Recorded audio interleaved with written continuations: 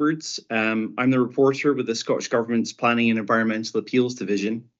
We're here today to discuss the procedural arrangements for an inquiry to consider an application under Section 36 of the Electricity Act 1989 by RWE Renewables UK Onshore Wind Limited for the proposed erection of 12 wind turbines, battery storage and other infrastructure on land at High Clachaig Forest, 1.8 kilometres northeast of Monsdale.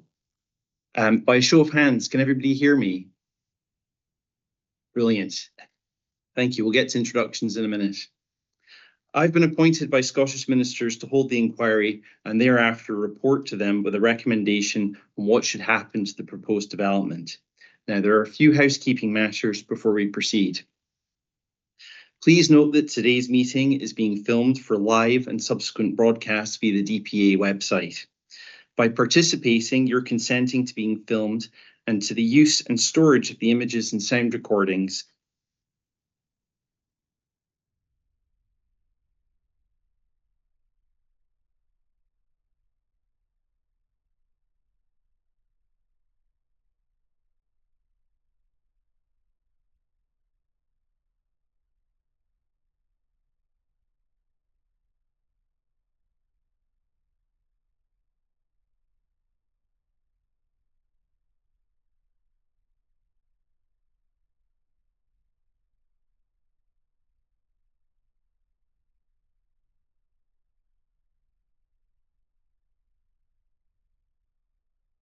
There we go. That was a long fire test, so that's over now. Thank you. Okay, so back to being filmed.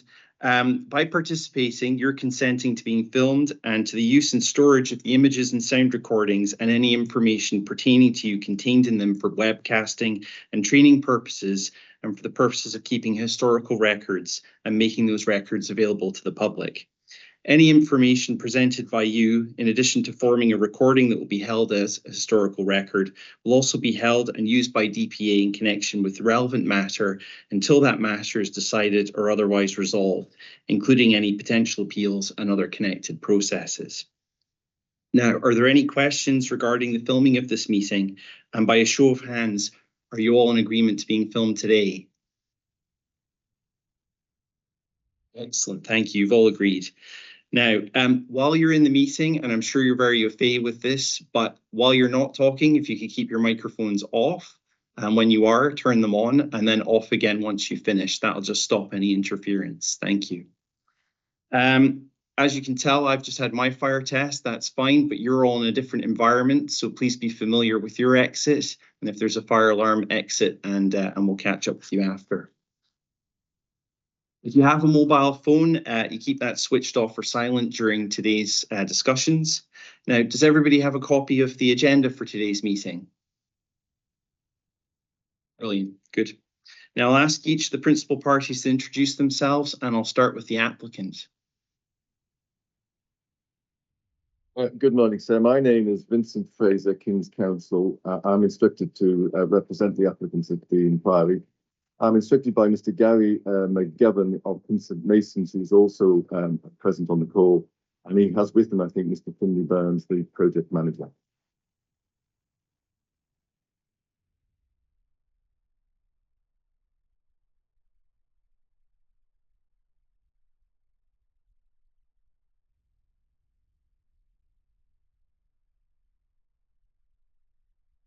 Okay, and I can see in the room there, it's entitled Winston Roberts. Is he there as well? And there's someone else in the room, I think? Yes, Mr. McGovern is the gentleman in the dark suit. Second name, he's just put his hand up, sir, and he's got Mr. Burns next to him. And I think those are two of their colleagues. I don't think I need to introduce them unless you wish to hear from me. Just for the record of the meeting, if I could find out who they are, that would be great. Thank you. I'll get Mr. McGovern to do that for you, if I may, then, sir. Thank you. Thank you. Hello, sir. Can you hear me clearly? Yes, thank you. Yes, the other two people with me in the room are Winston Roberts of St Masons and Leanne Meldrum, who is an employee of the applicant, RWE. Thank you. And now to the council. Good morning, sir. My name is Maurice O'Carroll. I'm a member of the Scottish Bar. and I'm instructed to act on behalf of Argyll and Bute Council. And I'm joined today by Arlene Knox from the Planning Department of Argyll and Bute Council. Okay, thank you. Welcome. And finally, Mr. Grosvenor. Yeah, my name's Melvin Grosvenor of Grosvenor Consultancy, and I'm representing concerned residents in the localities.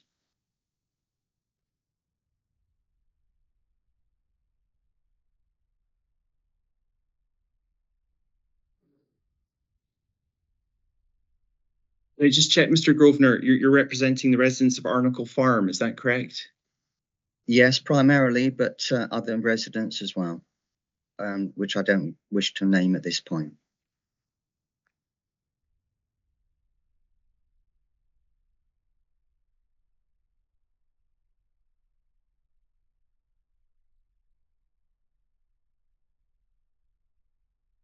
Okay, are parties aware of any other parties that would like to participate in proceedings?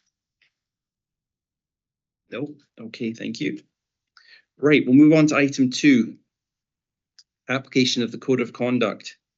So as you'll be aware, there are no statutory rules relating to Electricity Act cases. Therefore, I intend to deal with the inquiry in accordance with the Code of Practice for Electricity Act cases, which is available from the DPA website and was circulated in advance of this meeting. Hopefully you've all managed to have a look at that. Yes, okay. Using the code allows for flexible procedures. Each issue can be dealt with by the most appropriate mode of examination. This could be an inquiry session, a hearing session, or further written submissions. On some issues, sufficient information will already have been submitted and no further procedures will be required. Are we all agreed to using the code in this case? Yes, sir. Yeah, thank you. When I write my report to Scottish ministers, I'll take into account all of the environmental information submitted by the applicant, together with the consultation responses, letters of representation already lodged, and evidence arising from the inquiry process. The type of procedure being followed or the absence of any procedure does not affect the importance of a particular issue. Before we go on to look at the list of issues and my provisional assessment of how these could be addressed, I want to explain briefly the differences between each of those procedures for those of you that haven't been involved in anything like this before, or for those who are rewatching this or watching it now at home. Further written submissions involve a series of written questions from me for specified parties to respond to. Parties can then comment on one another's responses to the questions. In practice, it allows a full exchange by all parties on an issue without the need to discuss matters. Hearing sessions take the form of a structured discussion between the parties involved, which I would lead. There's no formal leading of evidence or cross-examination. I would prepare an agenda for each of the hearing sessions in advance. Everyone who's advised me that they want to take part can participate in a hearing session. There's no need for legal representation, although parties' lawyers can take part in the discussion. Hearings are generally more informal than inquiry sessions and are particularly suited for topics where there's a difference of opinion on less technical issues. And finally, for an inquiry session, each party would be invited to present evidence in turn, and this would be subject to cross-examination by those of an opposing view. Usually, parties are legally represented and lawyers will question or cross-examine the witnesses, although it's not essential to have a lawyer. I will also have questions. Inquiry sessions are more formal than hearing sessions and are particularly suited to topics where there's a lot of technical evidence, such as where there's contradictory expert advice. Are there any questions from anybody about the particular processes we could adopt? No? Okay. Move on to item 3 then. So my provisional assessment of the main issues to be addressed in the report to Scottish ministers and those requiring further procedure are summarised in Appendix 1 of the agenda. Now, without discussing them in depth, could I just check with parties that those that I've listed are the main topics that should be considered in my report to ministers? Agreed. Agreed. Okay, thank you. It's quick and easy. So on to item 4. I'd now like to take each of your views on my provisional assessment of the procedures for each issue, and if we take each of them in turn. So the first one, approach the EIA, the project description and reasonable alternatives. Are you all agreed no further procedure? I'm happy with that, so yes. In terms of the consultation process, is everybody happy that we do nothing on that? Yeah.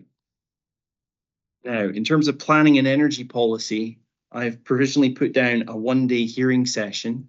Are parties in agreement for that? That is agreed. Council would be happy for that to be done by way of further written submissions if you felt that was more appropriate. Mr. Fraser? No, sir. I think we would ask for it to be dealt with by way of a hearing session. I think MPF4 is still bedding in, and I think it's possible that the local plan position will change by the time that you're having to determine this. So we think a hearing session is more appropriate.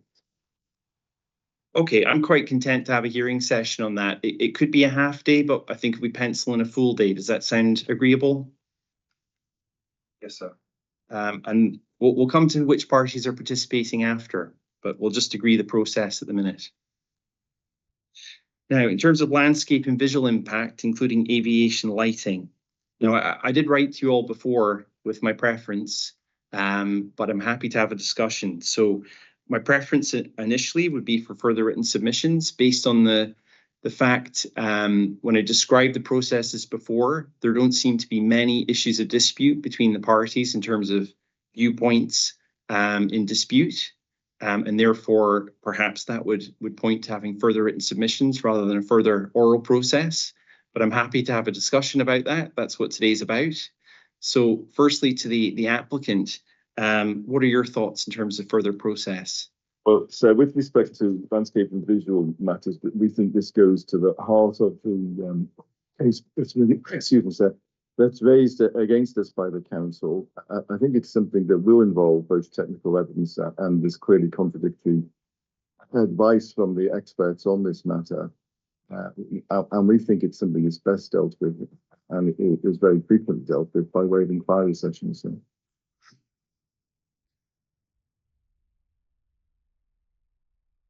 Would you be open to a hearing session at all? Not really, sir. No, we are asking for an inquiry session for this.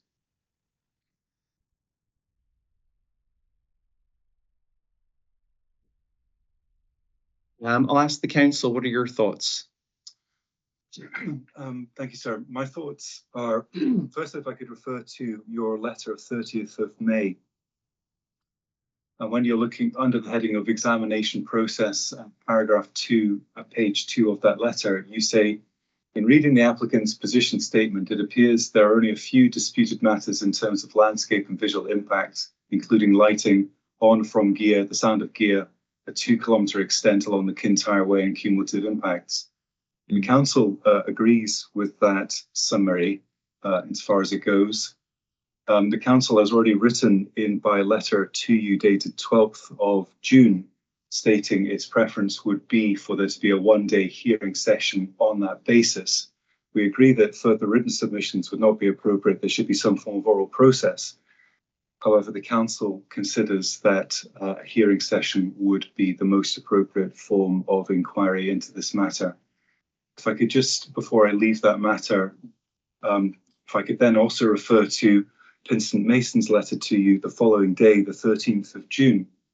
In the 4th paragraph of that letter to you, it says there is a fundamental disagreement between the applicant and the council about landscape and visual impact and how this is to be assessed. Well, with all due respect, sir, I don't think there is such a dispute. I think having consulted with my landscape architect expert witness again, disagrees with that statement. There is broad agreement with the methodology approached. She considers that the methodology used for the LVIA, the landscape and visual impact, has been in accordance with the guidelines and the methodology is agreed. So I therefore repeat my opinion that given what you have said in your own observations, sir, that a one-day hearing would be sufficient.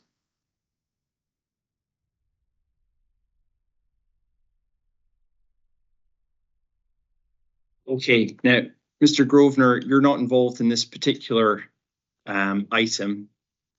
That's correct? Yeah, I would just like to add in here, obviously our main focus is primarily noise and we'll deal with that separately, but embodied in our evidence, there will be an element, a small element of residential amenity in terms of visual. Obviously, primarily we're dealing with noise, but we would link in terms of the lavender test, visual amenity, residential amenity to be wrapped together, although we're not specifically talking about landscape per se, but obviously visual. If you're talking about landscape and visual, we would say there is should be an emphasis on residential amenity in terms of visual as well, and we just like to put in submissions on that. So if that's okay and it's clear with the other parties, that's as far as I'd like to go on that to this point. Okay, so just to be clear, Mr. Grosvenor, you're now saying that you'd like to be involved in landscape and visual impact assessment, but from a written submission point of view. Yes, I think we would put that into our main submissions and touch on residential amenity in terms of visual impacts as well as noise, but primarily noise. So we don't need to be involved in the full visual session, landscape and visual session. I don't think we need to go that far, quite frankly.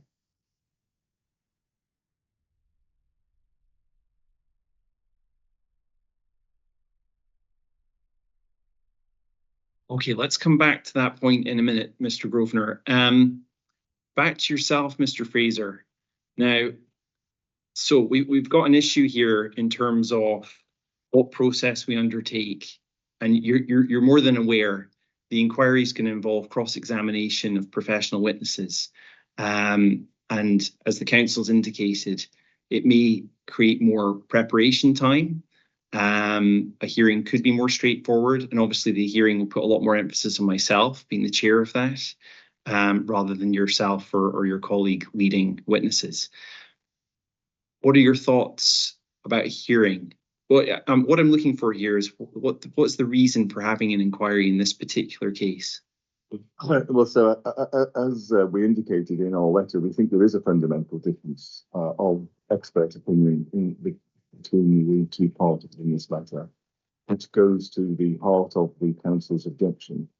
So we think that there will be a need for proper cross-examination of the matter. It clearly does involve weapons.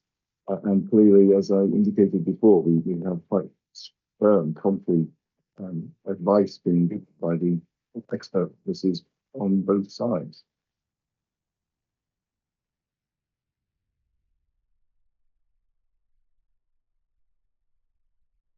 Mr. Carroll, do you have anything further to add? No, I think we both of us have made our position absolutely clear, sir. Okay, I mean, this part of this is to do with availability as well. You'll be aware that the council's witness for an inquiry doesn't appear to be available until 2024, whereas for a hearing, they could be available in November. Is that still the case? That is the case for the landscape architect who has so far advised the council. Yes, sir, that is correct. Can I say something on that, sir? Of course, Mr. Fraser. I have to say, we understand your desire to have this matter dealt with in November, and we're very happy to accommodate that, even if that involves us having to instruct a different witness to deal with matter. And so we have actually, because we have our own issues with witness availability in November, and we've put in place effectively provisional alternatives so that we can deal with the matter still in November if that's what you wish to proceed with. So what we would say very much, sir, is that the availability of a witness shouldn't govern the procedure to be adopted. We really should be looking at what's the appropriate procedure in the first place. And it seems to us, with the greatest respect to the council's position, first of all, their witness, it seems, is available, but says she's not available for an inquiry session, but is for a hearing session. I don't quite understand the reason and the difference why, but if that is the case, then it does seem to us that the alternative is that the council, if it really is the case that they cannot use their third witness at the moment for November, they still have sufficient time to instruct somebody else to deal with it. Okay. Well, What I suggest we do, we'll come back to witness availability and when we're going to hold the hearing, but I welcome the comments there, Mr. Fraser, that you can adopt a different witness to accommodate a November hearing or inquiry. What I'm mindful of here is, despite the fact that there does seem to be a few differences between the parties, it is a technical area, and the applicant has sought to have an inquiry on this particular matter. My feeling is, and we'll come on to agreed matters further on the agenda, is that the scope of any inquiry on LVAA could be very narrow, it could be very focused, and it wouldn't have to necessarily take a long period of time to accommodate. So on that basis, I think that we will have an inquiry for LVIA, and we can discuss how many days that will take further down, I think under the next agenda item.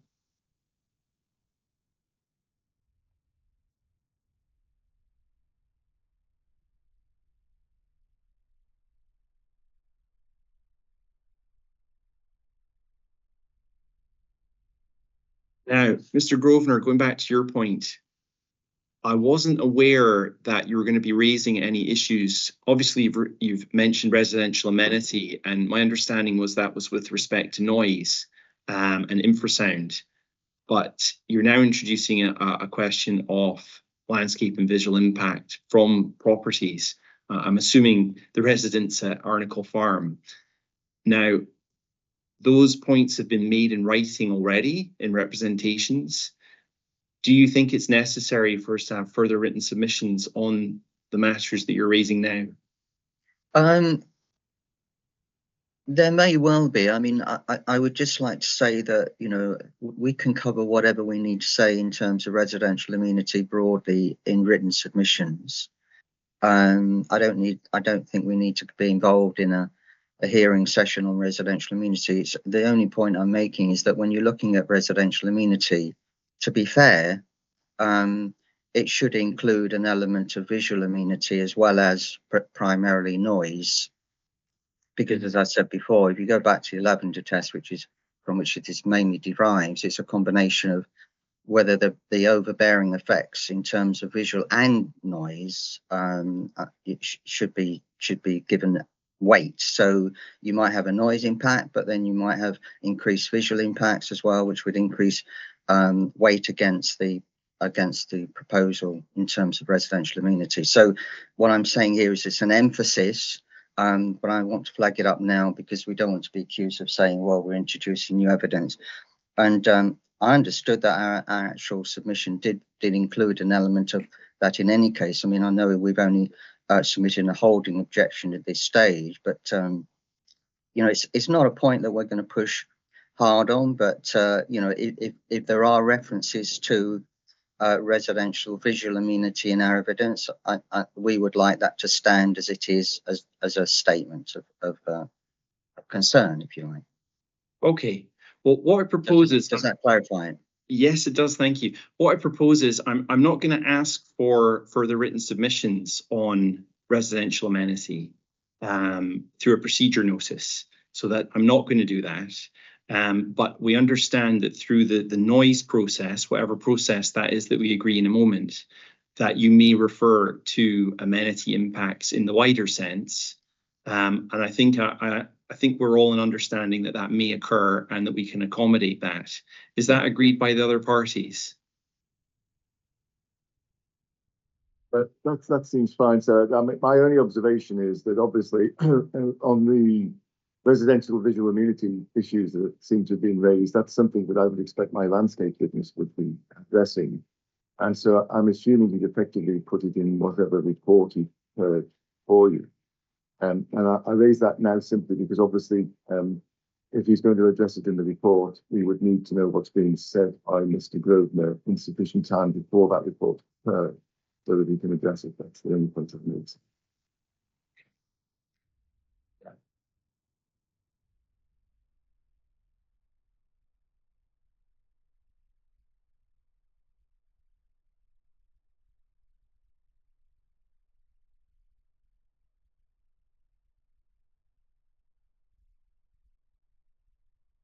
Okay, we'll move on from landscape and visual impact assessment. In summary, we've agreed that we're going to have an inquiry session. We'll determine how long that will be in short time, and that the issue of residential amenity may crop up, but it can be addressed satisfactorily through the process.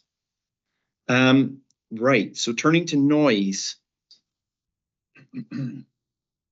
I've provisionally put down here for further written submissions as my preference. And obviously, Mr. Grosvenor, you've highlighted that you'd like an inquiry on this particular topic. So I'll go to yourself first, Mr. Grosvenor, and ask what process you think would be appropriate to deal with noise. Well, we'd be quite happy with, as suggested, a one-day hearing session. I think because it's just one application, we feel that will be sufficient. It might stretch over to slightly more than 1 day, but I think we can. I'm pretty sure we could probably accommodate that in 1 day hearing session. Okay, That's our preferred option. Okay, Mr. Fraser, do you have any thoughts? Well, sir, we're in agreement with you that this could be most appropriately addressed by written submissions. This is obviously a site that has an extant consent for a similar form of development, and I wasn't aware, I'm not aware of noise having been a particular issue of concern when that was consented, and nor am I aware of there being any material difference in the noise issues that are raised by this proposal compared to the previous. It's also obviously this application is being reviewed by the council and they don't have a noise objection, so we would have thought written submissions can deal with this matter and quite adequately so. Okay, Mr. O'Carroll? Written submissions are fine from the council's point of view, sir.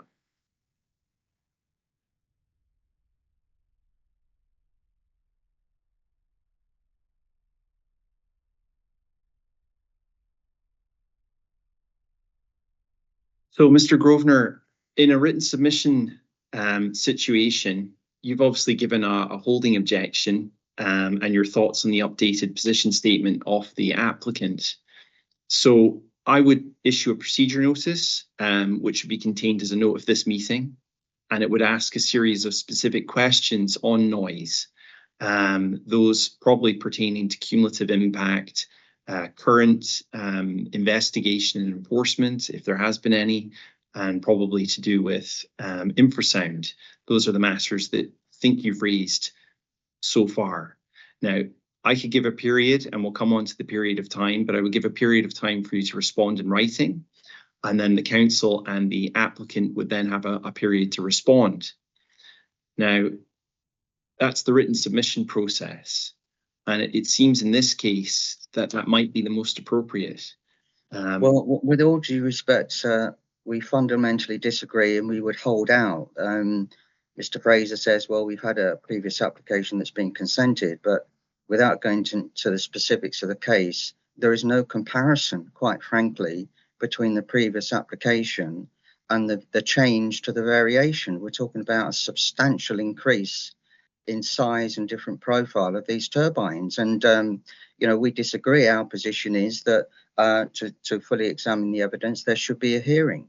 Obviously, the council and the applicant take their position, but our position is that, you know, to safeguard residential amenity in terms of noise, then the residents need to hear the evidence in full, and a day's hearing would be the best way forward on that. And we're prepared to stand and say that's what we consider is required in this instance. As I go back to what I've just said, you know, we're not talking about a slight change in the profile of the turbines. We're talking about a significant and substantial change in the profile of the turbines. So that's where we are at this stage. And if we're opposed to the council's submission and also the applicant's submission, then so be it. Okay, any further thoughts from the applicant? Well, I think what I'd say, sir, is that on this particular point, this particular issue, the question isn't whether there's a material difference in the turbines. The question really is there a material difference in the type or level of noise that might be generated by this proposal compared to the previous? And as I've indicated, my understanding, looking at all that's been produced, is there isn't a material difference. And that's why, as I say, we think written submission would be adequate, sir. I think concentrating on whether the turbines are materially different isn't really the relevant point for this particular topic. Mr. O'Carroll? I'm neutral, sir. Go with whatever you think. Okay.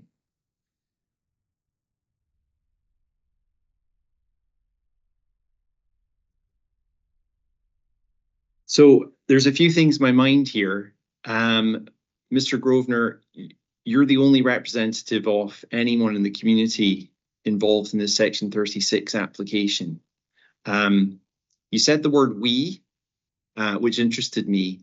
When you say we, who do you mean you would like to be involved in the hearing session on noise if there was one? Well, we have our own team. Obviously, we're not at that point now, but we would put expert witnesses forward in this case. That would come into the agenda item 7, isn't it? Naming the witnesses.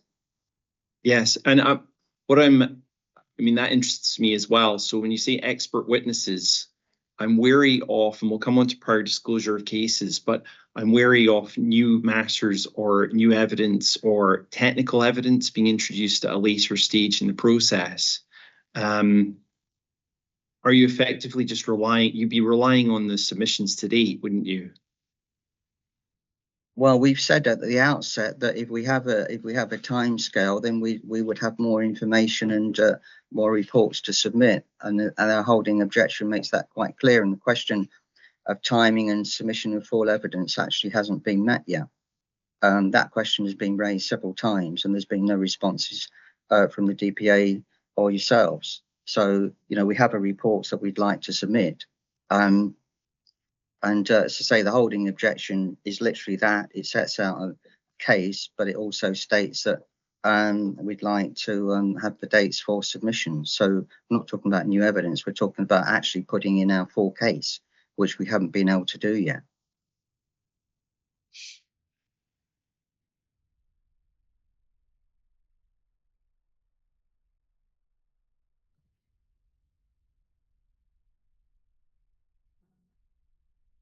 Right.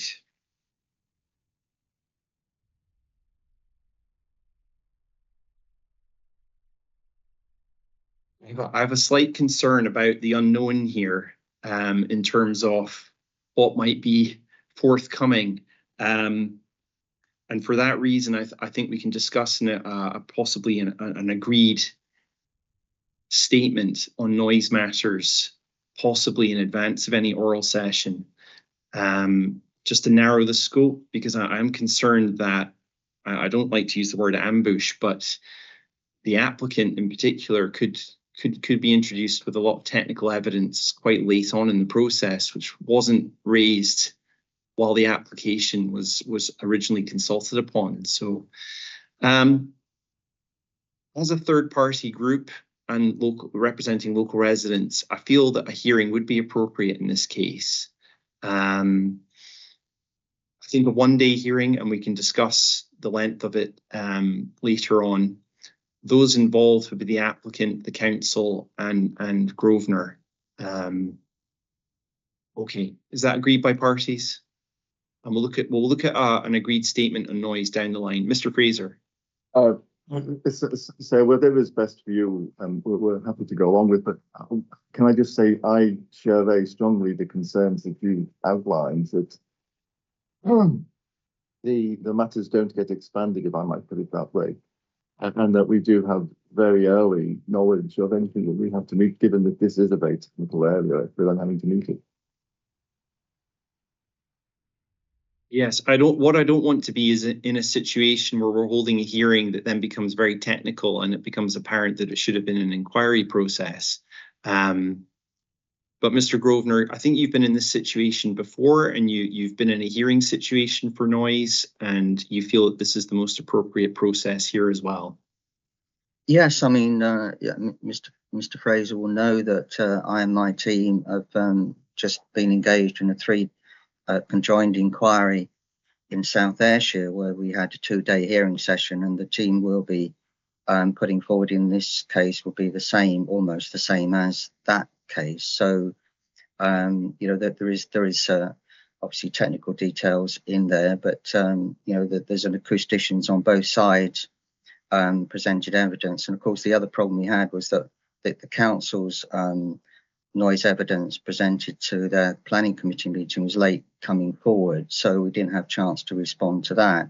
And again, as I've just said, we've been waiting on timetables and dates, bearing in mind that whether it's going to be written submissions or a hearing. And of course, the hearings, if they're proposed for November, we've still got several months away. We've got another 3 or 4 months away for that. So there should be time to for us to submit in evidence and any responses to that.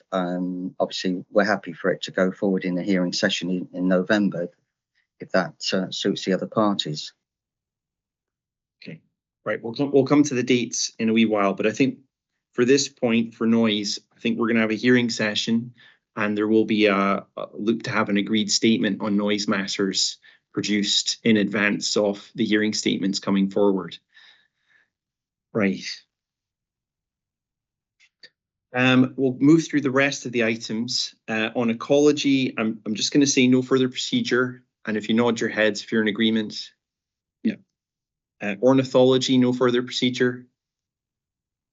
Geology, hydrology, and hydrogeology, no further procedure. Cultural heritage, no further procedure. Socioeconomics, recreation and tourism, no further procedure. Traffic, transportation and access, no further procedure. Infrastructure and telecommunications, no further procedure. Aviation safeguarding. Now, I'm saying no further procedure, but I do note that there is potential overlap with LVIA. That's acknowledged by all parties. Yeah, are you?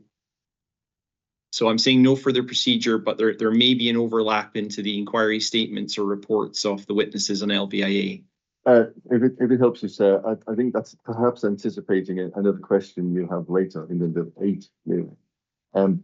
The lighting requirements have been revised since the materials produced the nighttime assessment for landscape and visual. So we will be proposing to give you a revised nighttime assessment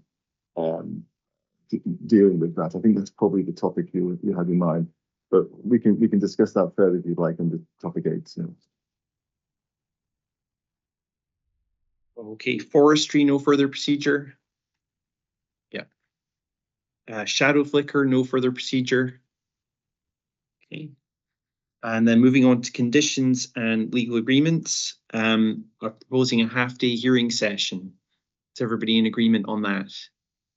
Yes, sir. Yeah. Okay.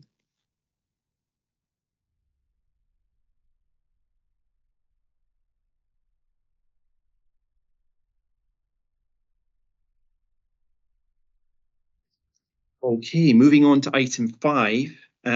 I expect the applicant to be involved in all the procedures, and I've given a provisional list of the parties I think would be best placed to share information on each topic in Appendix 1. We just go through those in turn. So the planning and energy hearing, that would be the applicant and the council involved. We agreed? Yep. Landscape and visual impact, primarily that would be, again, the applicant and the council. Yes. Okay. On noise, the applicant, the council, and Grosvenor. Okay. Just a moment, please, sir.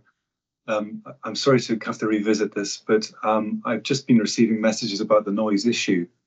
And I think there's, in terms of resources, that does present difficulties for the council. So I hear what you said with regard to there being a hearing, and of course, that's your decision. But I think I might need to flag a possible outcome as far as the council's concerned with regard to noise. And that is that you might have a hearing, but the council might not be able to attend the noise hearing, but will simply have to send in written submissions in relation to that issue in accordance with the timetable. And it's purely a matter of resource, sir, not for any other reason.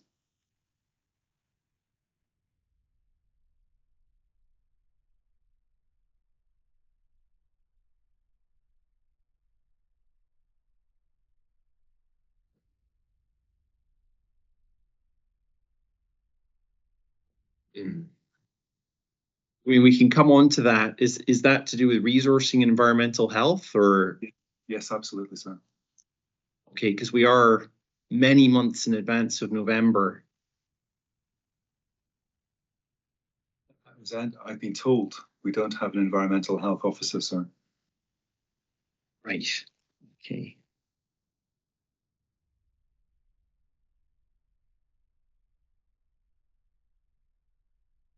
Obviously, if you felt it was for the assistance of the inquiry that a more representation from the council was necessary, what the council would then have to do, but we're willing to do, obviously, would be to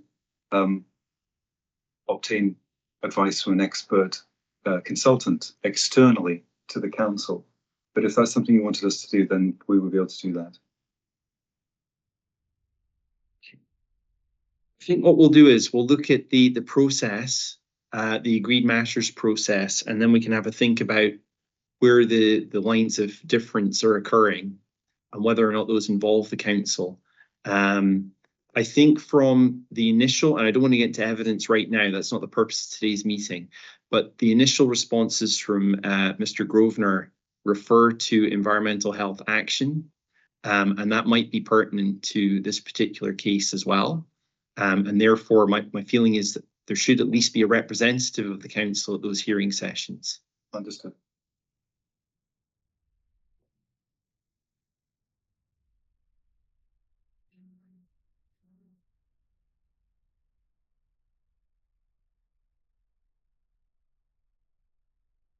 Just noted, I'm just going to pop back, if you don't mind, to geology, hydrology, and hydrogeology. There was a comment in the applicant's updated position statement to do with flooding concerns. But I feel myself that those could be addressed simply from the submissions that have already been made. I just confirm with Mr. Fraser, you're content with that? Sorry, yes, sir. We're perfectly content with that. We think we have sufficient information. Okay, super. And then the hearing session on conditions would be the applicant, the council, and Grosvenor. Yeah. And in that respect, Grosvenor would be you'd be targeting looking at probably noise conditions or those involved with residential amenity. Yeah, I mean, it'll mainly focus on noise. So.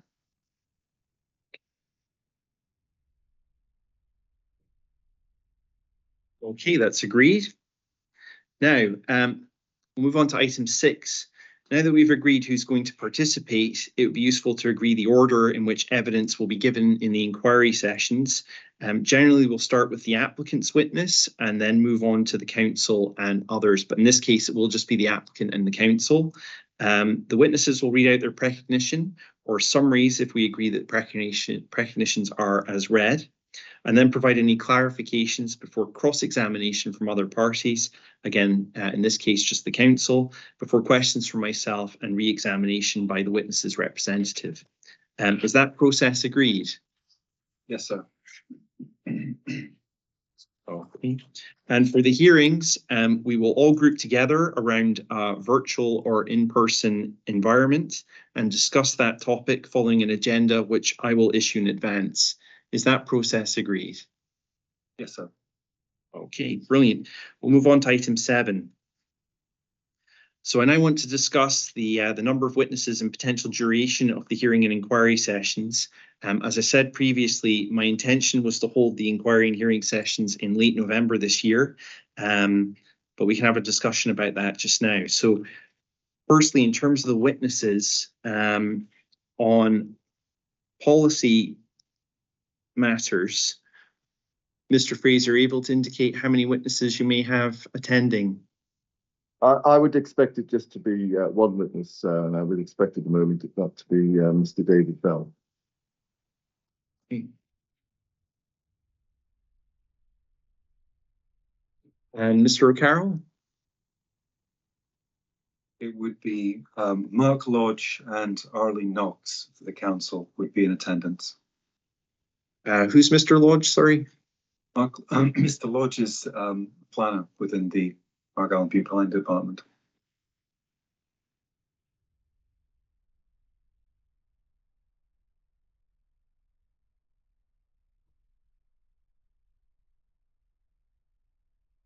Okay, I mean, on the basis of 3 witnesses and myself around the table, presumably those witnesses may have legal representation yourselves with them. I wouldn't anticipate longer than a day, particularly if we have agreed matters, which we'll come on to. So can I pencil in half a day to a day for the hearing session? Yes, I think we would hope we could deal with it in half a day. I think it's always safe to say today. Agreed. Right, in terms of landscape and visual impact assessment inquiry session, Mr. Fraser, how many witnesses?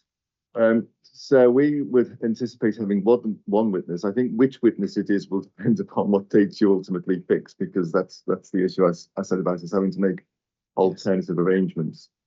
So that's a bit variable. If you're asking about time scale as well, sir, whilst I'm on, we would hope that it would be dealt with within 2 days, but we've suggested 3 because obviously we wouldn't want to get to a situation where it suddenly doesn't finish in the 2 and you're scrambling around looking for another day. Our experience is this sort of inquiry, it would be 2 days, but it's safer to allow it 3. Okay, and Mr. O'Carroll. Well, obviously we have to choose an alternative. There would be one witness that we have in mind, so it would be one witness only.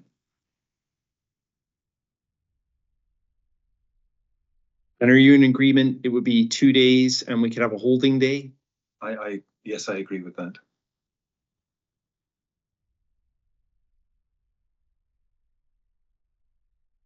In my experience, that I think 2 days seems very, reasonable to accommodate 2 witnesses. I mean, a day each seems more than reasonable, particularly if we can focus the evidence. Yes, I would agree with that. Certainly, I would be quite confident of finishing in 2 days. Yeah. Okay, and then the hearing session on noise. I'll go to Mr. Grosvenor first. You said you have a team, so how many witnesses would you look to bring? We would have 3 witnesses.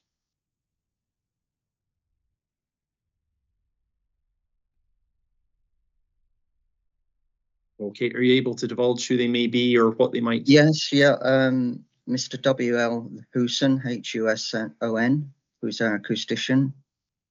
Professor Mariana Alves Pereira, who will deal with health issues, and also a colleague of mine, Mrs. Susan Crosswaite. I will just act as lay advocate, if you like, sort of bring it all together.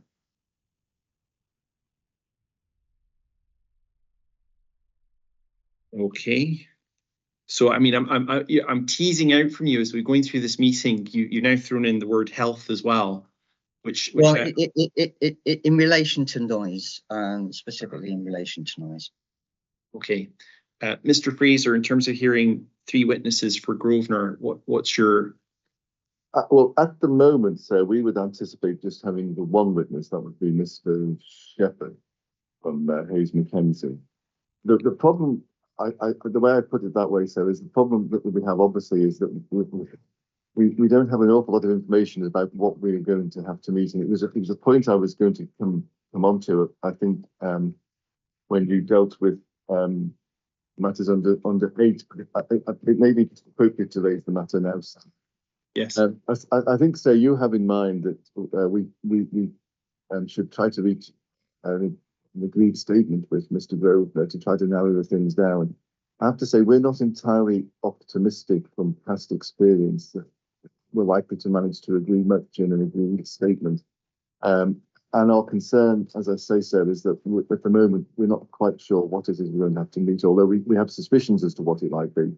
And so we wonder whether it would be better to address this in actual fact if you laid down a time scale for Mr. Grosvenor, put in a report dealing fully with all that he's raising, and then that could then be addressed in the hearing statements Yes. that will have to be produced. And we think that that is likely to be, I'd have to say, the further way of dealing with matters, but also probably likely to be the most efficient way of dealing with matters. I mean, initially I'd envisaged having an agreed statement some 6 to 8 weeks in advance of the hearing session. But I mean, and we're jumping ahead in the agenda here, but if we're talking that we may not get to an agreed statement, then I need to look at an alternative means of teasing out what parties' positions are. So the alternative is that we have a round of further written submissions in advance of the hearing, where I can ask a series of questions which could provoke a report from Grosvenor and a response from the applicant, and at least fully divulge parties' positions. Would something like that work?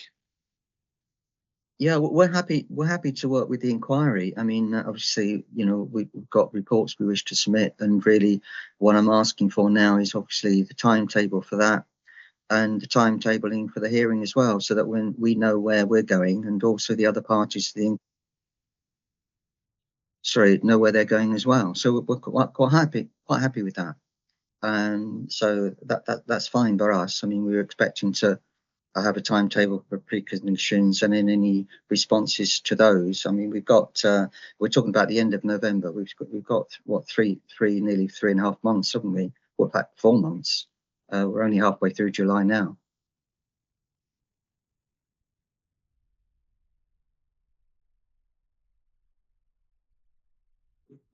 Yeah, I mean, the hearing session itself, if you hold a hearing session, and we'll come on to this, there will be a requirement to submit hearing statements, and as part of the hearing statements, there will be documents.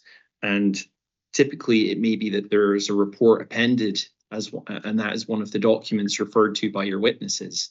Now, I think the question here is whether or not that process gives the applicant sufficient time to think about the issues being raised, because if you're submitting both the hearing statements at the same time, there is no recourse for in particular the applicant or the council if they're involved.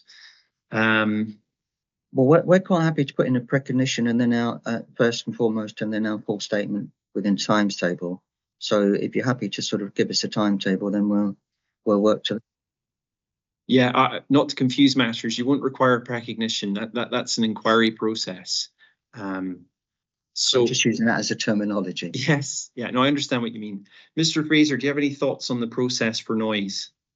Well, so what I think we do need is some sort of detailed report from Mr. Grosvenor's side, setting out just what are their technical concerns that they are raising. Now, whether that's produced simply by requiring them to produce a report with their full reasons for objection by a particular date, or whether it's done by way of you effectively writing with your questions, so you're effectively directing people as to what they should be covering when we both respond. I don't mind, whichever I think you think would assist you the best. We're happy to go along with. But my concern simply is that we do have in plenty of time full details of the case, which, as I think you've seen this morning, seems to expand every time Mr. Grosvenor gives us a little bit more in the way of detail. I'm not being critical of Mr. Grosvenor, but that seems to be what's been happening. Okay, Mr. Grosvenor, you seem to be alluding to some missing information for yourself in order to prepare a report. Do you have everything that you would require to prepare a report? We have instructed our acoustician. Our acoustician is incredibly pushed for time at the moment. As I've just said, we've just come out of a three turbine wind power plant inquiry, so we have been pushed for time to get all of this together. But now we're opening up to a more quieter period, so to speak. So we now want to prepare for Clachaig Glen, and as I've just said, if we're looking towards the end of November, we feel that we've got sufficient time to inform the inquiry as to where evidence is going to come from. So if that's okay with you. So if we've got a timetable for a full report, so that all parties can have a look at that in terms of the hearing towards the end of November, that's fine by us. Okay, but sorry, my question was, do you have sufficient information now to prepare that report? Yeah, we have the basis of it, but we need to do some more work just to finalise it. We've got most of the report. But I say the evidence that we need to prepare is based on our acoustician's report. We've done an initial assessment of that, but he needs a little bit more time to prepare his evidence. Okay, I am jumping the gun slightly today, but would 21 days be sufficient time to pull together that report then? I would prefer 28 days. 28 days, okay.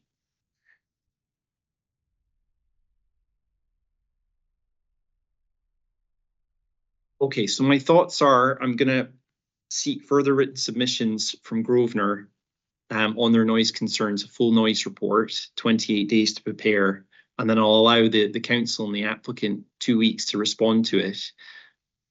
You may not want to respond to it, it's an option for you, and then those written submissions can feed into the hearing statement that will be produced on noise. So in that way, there should be full disclosure prior to the hearing statements being prepared. Does that sound like a fair process, Mr. Fraser? Yes, sir. Sorry, I think it right. Yes, that seems fine to us. Thank you, sir. Mr. O'Carroll? Yes, sir.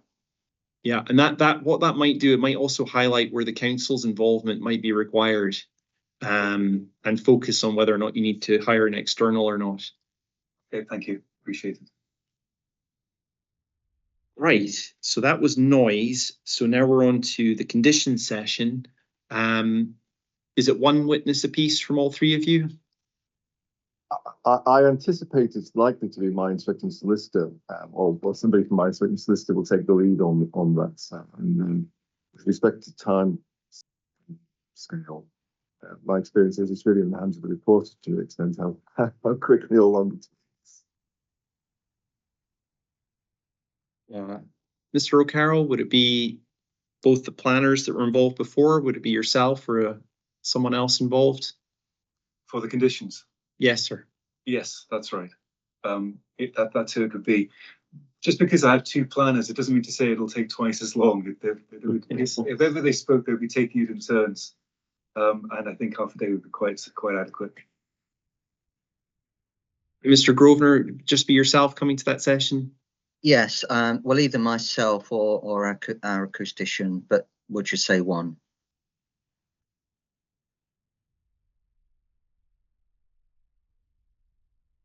Okay, so in summary, we've agreed to a further written submissions process on noise now, and a half to a full day on policy, 2 days with a holding day on landscape and visual impact, 1 day on noise, and half a day on conditions.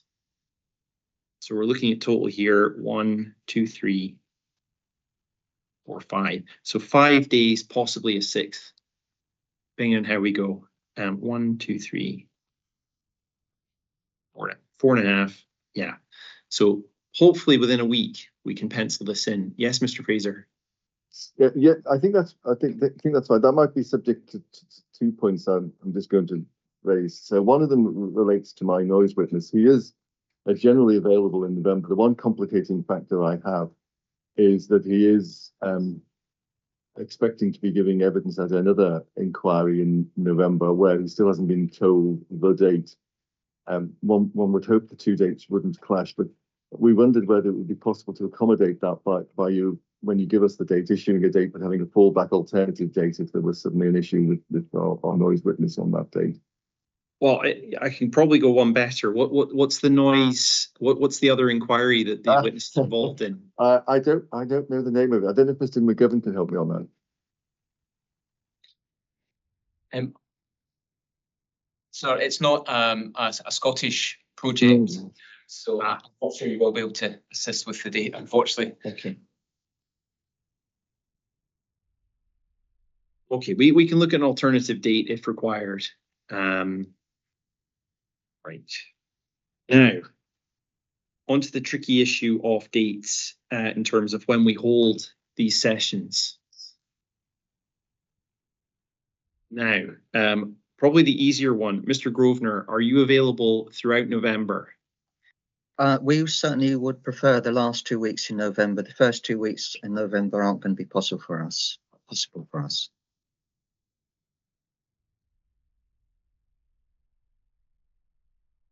Okay, Mr. Fraser, in terms of your witnesses, are they available throughout November apart from your noise witness? Yes, sir. As I've indicated, it's variable as to which landscape witness we end up with, depending on when you choose November. But yes, November we do come with. And what is there? You don't know at all when the noise witness might not be available.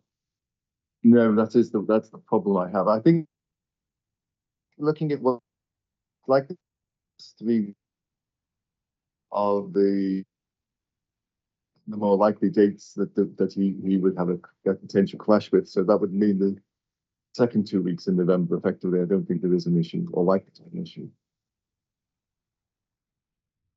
So that's the weeks starting the 20th and the 27th of November, I think he seems to be clear on.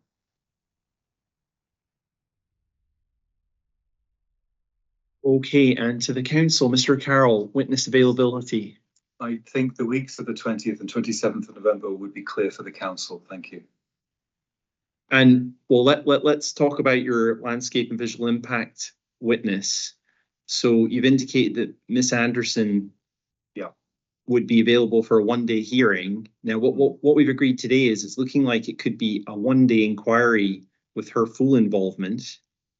And then the second day, whether she's beside you and in the room or virtually, that's a discussion for yourselves or alternate witness. But are you available to bring a witness in November? Yes, just to clarify the points about that and to assist Mr. Fraser, there is a difference in the amount of work required prior to an inquiry, depending whether you're involved in a hearing or involved in a actual inquiry session. And with regard to the prior preparation of a report, the field work required for that, and then precognition and so on. So that's the reason why it was one day and one day only for Carol Anderson. So there'll be no other kind of fallback from that. So given that you have decided that an inquiry session is preferable, the council will accede to that and do what it can, and there will be an alternative witness. And therefore, as I understand it, the one that perhaps has been earmarked will be available all of those weeks in November for the 2 to 3 days that you have set down and suggested already, sir. Okay, thank you. That's much appreciated. Okay, I'll look at my calendar now and we'll see if we can set a date.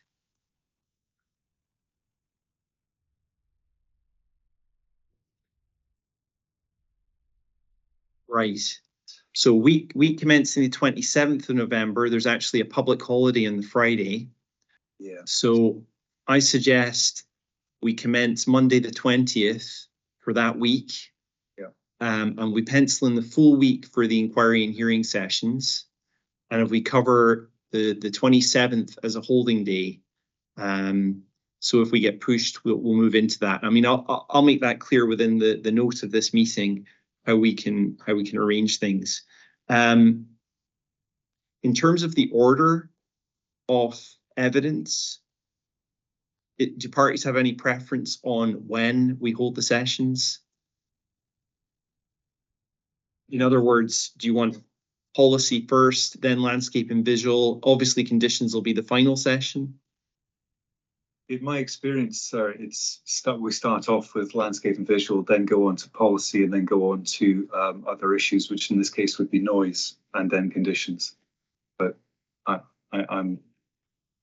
that's just simply my experience. I have no particular fixed view on it.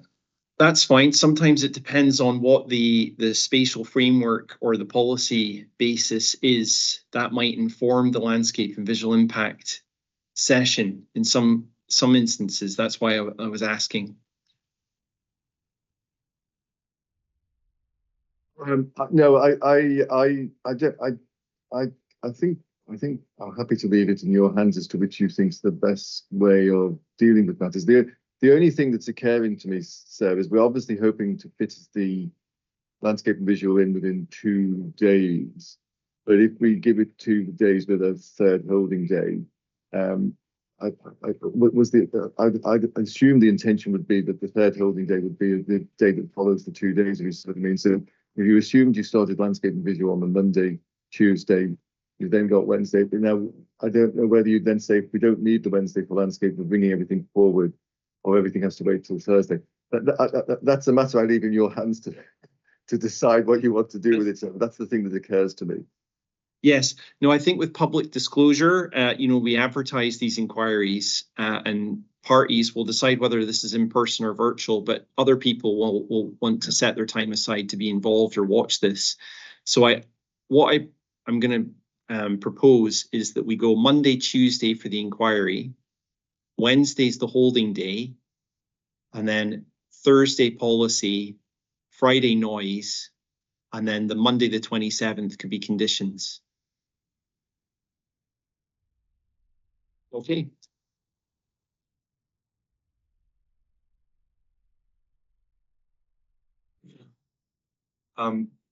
Picking up on Mr. Fraser's point, sir, I was recently involved in the Clachaig Dudesal Mali overhead line inquiry, and yes, there was exactly this timetable issue arose, and there was a day in the middle which was a reserve day which wasn't required, and the reporter in that case was quite happy to move matters forward despite the concerns that you correctly raised, which he also acknowledged as well.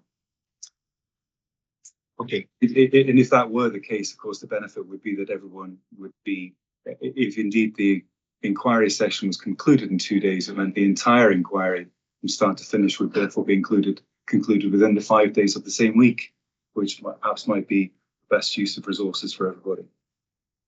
Okay, I'll have a look at how we could alert parties that there's some flexibility within the week. I'm also aware that the policy session could only take half a day, in which case the condition session could follow. So let me put my mind to it, and I'll include that within the timetabling in the note of this meeting. You look thoughtful, Mr. Carroll. No, I'm just listening to what you're saying. Okay, thank you. That's much appreciated. So we have November date booked.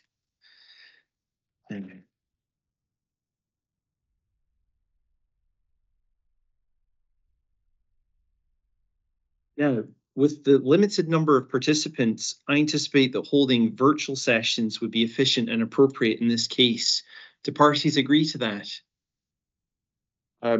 Sorry, I think our preference for the landscape would be an in person, but it's not something I'm going to go to the stake on, if I might put it that way. But I just raised that. So.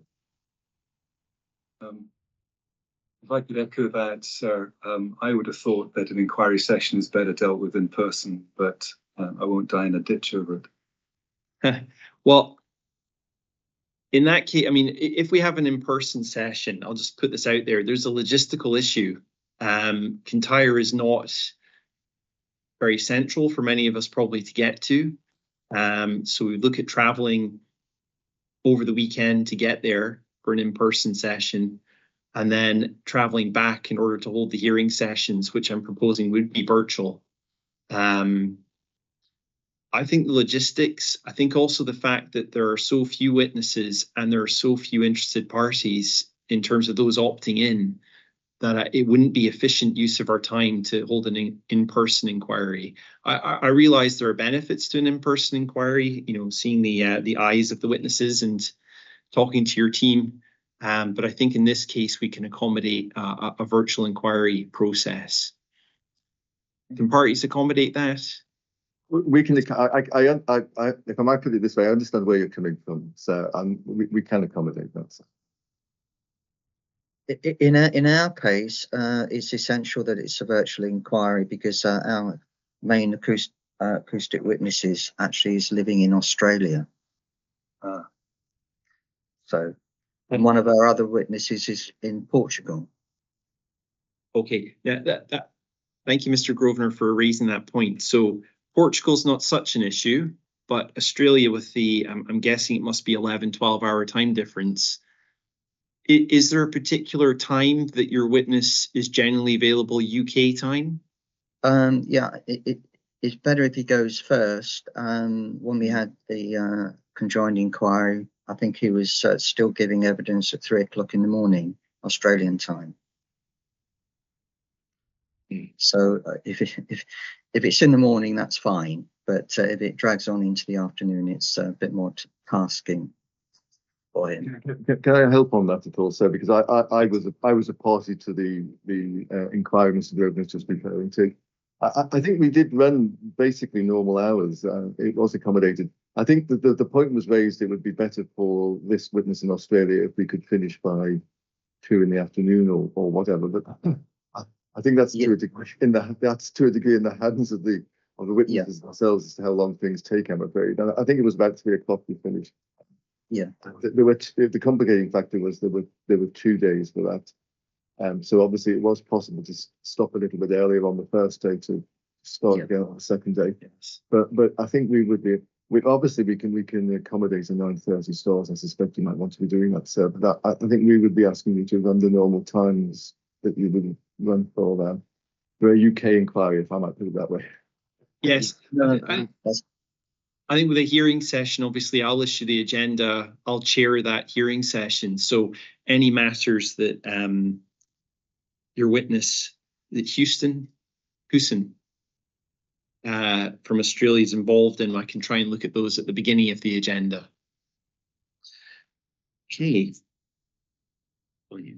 Now, looking at item 8, procedures for the hearing inquiry sessions. So in terms of prior disclosure, parties taking part in the oral procedures will have to disclose their cases. They will lead in advance. This will avoid new evidence, material, or arguments and the ambushing of witnesses. Is everybody on board with that? Yes. Good. Okay. Now, as far as I was aware until earlier this morning, none of the opted-in parties had indicated any substantive change to the cumulative baseline. Is that correct? It depends on whether you call it substantive. So I think that the change is that Blairy Hill and Benenturk 3 are both now being constructed, so that they would actually form part of the baseline in any assessment, as opposed to really part of a future cumulative assessment. And so our intention to assist you was to provide new material showing that, which we were proposing, if that was suitable for you, so we'd have available and published by the end of August.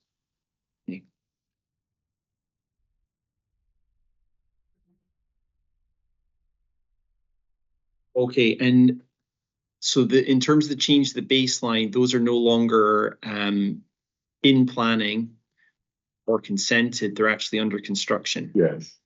So it's Correction, they're operational, sir. I think that is right, that they are well, I think they're completed, aren't they? I'll be correct. Blairy Hill is operational. Benenturk 3 is also operational.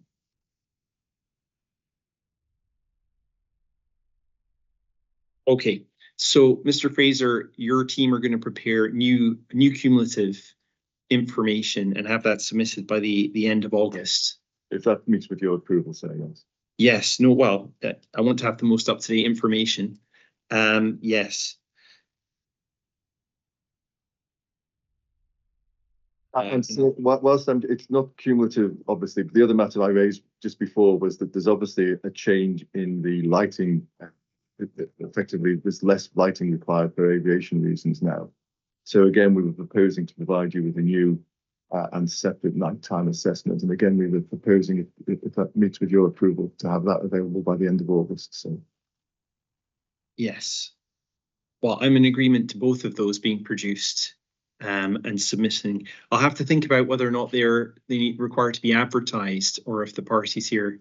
Well, I think normally the way that advertisement got around is that you requested as additional information, I think so. And if you do that, we can provide it for you by then without having to advertise it, I think so. Yes. Yes, the regulations are interesting. So I'll make that request. So further written submissions for update to the cumulative and nighttime assessment. And in terms of that, parties that want to be involved in possibly commenting, I might include those that have already been involved in the EIA process. I'll have a think about that.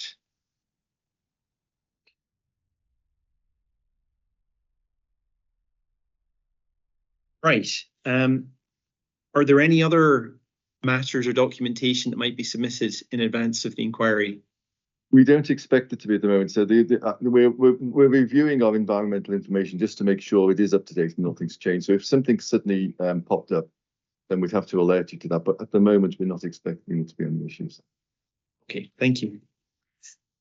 Now, very briefly, in terms of the pre-inquiry procedures, we've already discussed this briefly, but in terms of further written submissions, I'll provide a timescale in the procedure notice to be released with the note of this meeting. And usually I would provide a period of 14 to 21 days to comment with a period for response, but we've already agreed 28 days for noise, and it's going to be an August date for the updated environmental information. So that's agreed by parties. Yes. Yeah. In terms of hearing statements, these will be required for those taking part in the hearing sessions. They can be collated into one document for ease, particularly for the applicant or the council. The statement should contain full details of the case that will be put forward, list the documents that will be referred to, and specify the witnesses that will speak. The statement should be lodged 4 to 6 weeks in advance of the start date, along with any documents that are going to be referred to. I'd like to stagger the dates of the submission of the hearing statements and inquiry statements. So just to check, that is 4 weeks in advance agreeable for the hearing statements? Yes. Yeah. Okay. Now, in relation to conditions, you'll be aware that the Energy Consents Unit, which is a section of the Scottish Government which deals with applications under the Electricity Act, and the Heads of Planning Scotland have a generic list of conditions which can be used as the basis for specific conditions issued for a particular wind farm consent, if granted. You're aware of those? Yes, okay. Now, I'd expect those conditions to be the starting point for a set of conditions to be agreed between the applicant, the council, and Grosvenor, together with the statutory consultees, to be produced in advance of the hearing session. Is that agreeable to the applicant and the council? Mr. Fraser? I would have thought so, sir, yes. Yes. So in essence, I'm asking you to collate the conditions, but work in partnership with the council, Grosvenor, and the statutory bodies. Yeah, I think that's what's normally done, so yes. Okay. So that should be submitted 4 to 6 weeks in advance, together with the hearing statements. So I think on that basis, and I acknowledge the fact that conditions do change, there is negotiation.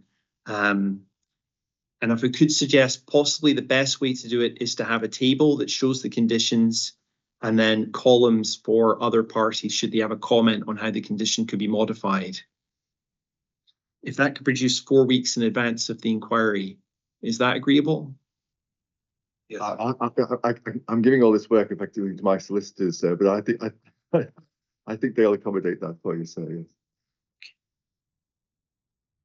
Now, I'd hope in terms of policy matters that the applicant and council could provide a statement of agreed policy documents and policies. Is that agreeable? Yes, sir. Yes, sir. Okay. So again, that needs to be submitted in advance. And I would suggest that in order for it to feed into the hearing statements, that would be usefully submitted 6 weeks in advance. Would that be agreeable?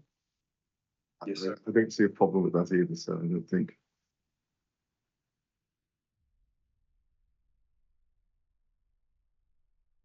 Now, in terms of inquiry statements, those are required for those taking part in the inquiry sessions, as you are aware. The statements should provide the particulars of the case that will be put forward, list the documents that will be referred to, and specify the witnesses that will give evidence and who will lead the case and cross-examination. I think these statements generally should be submitted 4 to 6 weeks. And in this case, I think 6 weeks in advance would be preferable to stagger the inquiry statements and the hearing statements.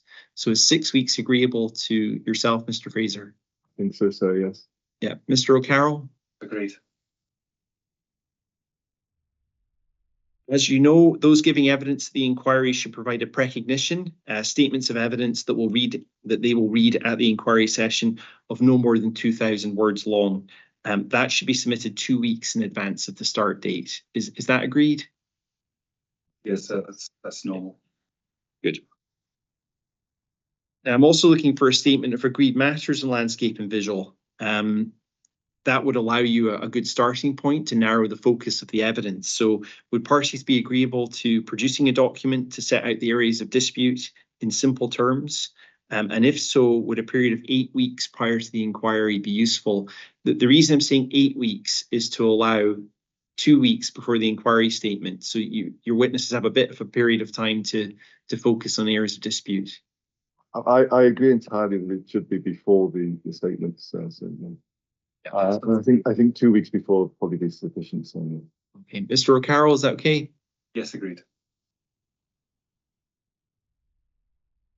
Yeah. In terms of documents, those should be submitted for the hearing inquiry sessions, and as we've agreed, should be produced 4 weeks in advance. The applicant and council should liaise in producing a list of core documents and decide who should produce what. Please note that DPA has a core document library which contains many key documents, including National Planning Framework 4 and Argyll and Butte documents. A copy of the development plan and relevant supplementary guidance will also be required. I'll require an electronic copy of any documents, and I suggest that all parties are amenable to working electronically where possible. And I think that's the norm now anyway. Everybody in agreement there? well, yes, I agree. So I think the only question I'd ask is there any material that you want in hard form at all? I have in mind you may want some of the photo montages and such like, but if there's anything in hard form that you require, I think we just ask to be notified. Enough time to produce it, so to speak. So. Okay, so I already have the full EIA in a hard copy format with all the photo montages. What I will require is hard copies of the updated environmental information, because those I would presume will include new photo montages. I mean, they may not. If they may for the nighttime assessment, but for the cumulative update, if it's just changing the status of the wind farms, there might not be any. I think there will, if you think about it, sir, because there will actually now be turbines to see, so to speak, as opposed to just having been projected. So I'm making the same assumption as you. I suppose I'm being a little rash on that, but I'm assuming that. But we know what you'd like, and that's fine. We can do that. So. Well, I'll put that in the further information request. So I'd like a hard copy of those. Now, all relevant. Sorry, Mr. One matter about core documents. Yes. In previous inquiries, including I think this one before at its earlier stage, it's very helpful if the applicant can produce USB memory sticks for distribution to the other parties in advance of the inquiry, with the core document list as up to date as possible at the time at which they're distributed shortly prior to the inquiry. And I'd request that be done in this case. Well, for myself, we can't use USB sticks. We don't use those. Everything is put onto our system that can be accessed. And obviously yourselves will be able to access it too through our online case management system. In terms of yourselves, if you want to work out a system where you share the documentation in USB, I'm quite happy for you to arrange that behind the scenes, as it were. Mr. Fraser, that would be up to yourself and your team to liaise with the other parties. Yeah, I'm sure Mr. McGovern will be happy to liaise with the council on this. I appreciate it. Thank you. Okay, all relevant papers associated with the case, including all environmental information, will be placed on deposit by the council for inspection by members of the public. Could I just ask, where should those papers be made available?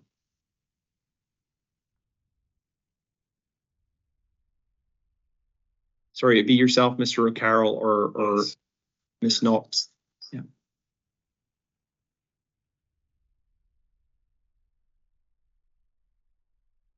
Sorry about that. I think potentially the council offices at Loch Gilphead. Yes, that's what I was going to say. Thank you, Mr. O'Carroll. Okay.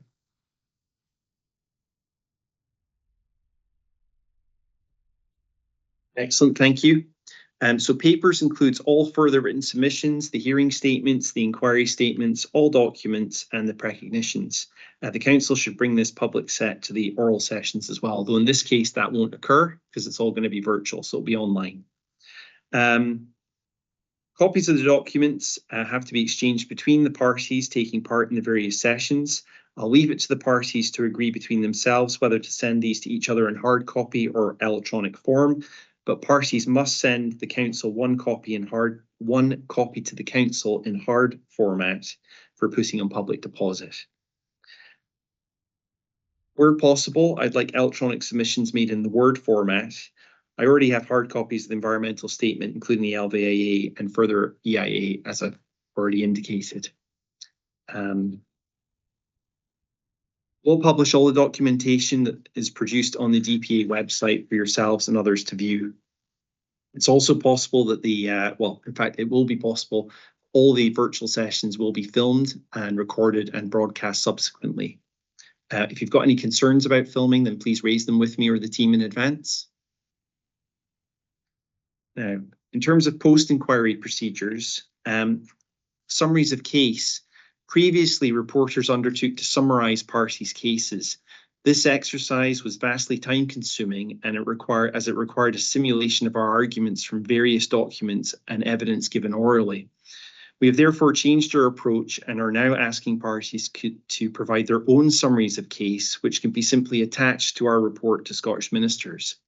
I envisage that summaries would cover those topics where parties were involved in further procedure, so written submissions, hearing or inquiry. These should be submitted at the same time as closing submissions, and I can circulate a template for this purpose. Are parties content with this approach? Yes, sir. Yeah. Mr. Grosvenor? Yeah, excellent. Closing submissions, these would be required 2 weeks after the final oral session from the council and Grosvenor, and then a further 2 weeks for the applicant. Is it agreed that those should be in writing and for those deadlines? I'm just checking where Christmas comes in on that, sir. Of course, yeah. In general terms, I agree with the general approach, sir, certainly. Right. 4 weeks would hit us on Christmas Day. So I suppose the question for you, Mr. Well, it depends if we finish the inquiry on the 24th, then the 22nd of December is 4 weeks. I think, yes. I think I can probably accommodate the 22nd of December as the truth of the matter, sir, hopefully. So it would be the 8th of December for the council and Grosvenor, is that correct? Yes, that's correct. Yeah. Okay. Yes, I think we can accommodate that. Okay, moving on to item 9, other matters. The daily programme during the inquiry hearing sessions will be from now, generally 10 a.m, but are we happy with a half-9 start? Yes, yes, sir. Until I would say 4:30, 5. Obviously, things are flexible, and with the virtual setting, we may take more breaks. I'll include a break for lunch. And also short comfort breaks throughout the day. But because it's electronic, I may introduce further, more frequent breaks in order to give us a rest from looking at the screen. Is that agreeable? Yes, sir. Now, in terms of late submissions, I don't anticipate any late submissions, but if a party wishes to submit a late document or material, then it will only be accepted in exceptional circumstances and where the information is substantively informative or material over that previously submitted. In other words, I won't be content with entertaining updates to previously argued points where the matter remains consistent. Does that make sense to everybody? Yes, sir. Now, turning to site inspections, I intend to carry out unaccompanied site inspections in advance of the oral sessions, which will start to provide me with a feel for the area and the viewpoints. Is there any need for those to be accompanied, or are you content for me to do them all unaccompanied? I'm content for you to be unaccompanied, sir. Mr. Fraser? I think in principle, I'm happy with that. I'm just wondering whether there's any contrary view that's being expressed by any of my team, but I think I'm happy with that. I'm just looking at your team in the room. They're all looking. I've just had a quick message that told me they're fine with that stuff. Okay. Now, obviously, during the inquiry sessions, if there is an area of dispute that requires a site visit after the inquiry in person together, then we can arrange that. But in advance, I will go and have a look. Now, speaking of that, are there any barriers that you know of to me accessing the site? Any viewpoints or any residential properties, including, I think, the Kintyre Way? There may be some work involved in that at the minute.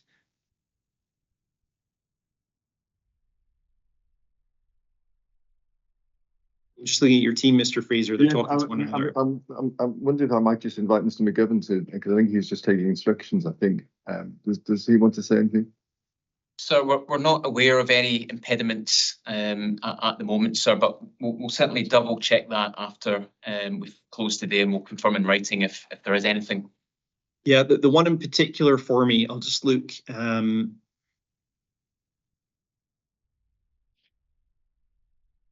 It might be getting to viewpoint 13, is it? The Kintyre Way north of the site, and possibly Benaturk. Benaturk, is that how you pronounce it? Apologies if I've got that wrong. Whether or not there's any logging activity or any other development activity that would prevent me from getting in that way, that would be much appreciated. We'll check that and confirm, sir. Thank you. Now, are there any other particular viewpoints that aren't listed in the LVIA that I should visit? Not from me, sir. Don't think we're suggesting any, sir. Okay. Mr. Grosvenor, Arnacle Farm, it's likely. I think that needs to be included, and possibly one or two of the other residential properties nearby. I mean, we might want to accompany on those, so I would prefer that to take place. And obviously, if we're accompanying you, then the applicants and perhaps the council would want to do so as well. I think for your own comfort, if I might put it that way, so I think if you're going to go to residential properties, it probably is important for you to have other people accompanying you. Well, my practice previously when doing wind farms is, unless absolutely required, I don't go into the property. So there isn't an issue with requiring to be accompanied. Generally speaking, if residents are content, and I will publicly say when I'm doing the site inspections, so that members of the public are aware and yourselves are aware that if I'm walking around in a high-vis jacket in front of someone's house, that's the purpose of my visit. So I wouldn't be looking at driving up to anybody's driveway and parking in front of their house to look out. It'd be essentially just using the residential visual assessment, taking that with me on site and looking from those views. So I don't anticipate requiring access to anybody's house that would necessitate an accompanied inspection, unless you have an opposing view, Mr. Grosvenor. I do. Certainly, some of the properties you need to actually go to them. You know, and if you do look at the holding objection, there are a couple of montages on there, especially the historical montage that you can see in there, which is why I alluded to the visual impacts, because we have actually put some montages in there, and there are one or two properties that I think you should actually go to, because you can't see the, well, appreciate the noise impact and certainly the visual impacts until you actually look at them from certainly within their, not necessarily within their curtilage, but on their curtilage. Up to Clachaig Glen. Okay, so we're moving forward here. So you're saying I could look from out with the curtilage, but on the edge of it without having to go into the property? Well, that would be normal anyway. That would be normal anyway. But it is good practice that if the residents are there, that they might want to just not give you any evidence, but just point out their visual concerns from how they see it. I think that does normally happen. So I think there should be a provision for that. Well, I'll tell you what we'll do. Within the note, if you could give me a list of the properties that you feel I should visit and whether those should be accompanied, the reason for that, and then I can look at my timetable and we can look at arranging an accompanied visit if necessary. Yeah, I'm quite happy to do that, sir. Okay. I think in the question of openness and transparency, I think the local residents would be more comfortable with that. Okay, and Mr. Fraser, would one of your team be able to accompany me if I did do some residential visits? I'm sure we do our best, sir, to make sure that there's an appropriate person's available on the day for you, sir. Obviously, with some notice. Can I say I think we'd agree that the appropriate way is for Mr. Grosvenor to identify where he'd like you to go and why it's necessary for you to do it, and Yes. obviously, if necessary, we can then comment on that. So.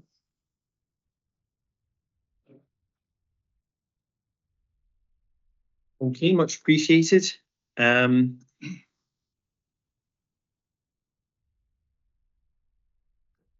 In terms of this meeting, I'll do a note of the meeting and an accompanying procedure notice, which will contain all the relevant dates and contact details, and will explain who is to submit what when.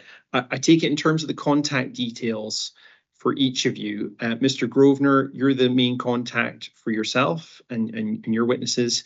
Mr. Fraser, should everything go through Winston Roberts or Gary McGovern or yourself? I'm sure if it all goes through Winston Roberts, it'll get to Mr. McGovern and myself, sir. So I'm sure that's the best way of doing it. And yourself, Mr. O'Carroll, I think everything at the moment is going through Miss Knox. It is, but also she sent a letter in that I've already referred to, the 12th of June, that correspondence should be sent also to Central Validation Team. Yeah. And the link was provided there. Excellent. Okay, I'll put those details into the meeting note. I just confirm that you're all content for your details to be shared. Yes, sir. Okay. Now, if you have any questions concerning this case or that, then you can contact the case officer, Colin Bell, at DPA, and I'll provide his details within the note of this meeting. Now, are there any other relevant matters that anyone would like to raise? Mr. Fraser? No, thank you, sir. Oh, Mr. Carroll? Nothing from me, sir. Thank you. Okay, Mr. Grosvenor? Okay. No more from me, no. Okay, and everybody else watching in today, you're content, no questions? No. Okay, well, thank you very much for your time this morning. I'll get that note of this meeting issued within the next 7 to 10 days. And beyond that, I may see some of you if you have an accompanied site inspection, but otherwise we'll reconvene in November for the inquiry. So thank you for your time, and any questions, get in touch with Mr. Bell. Thank you very much, sir.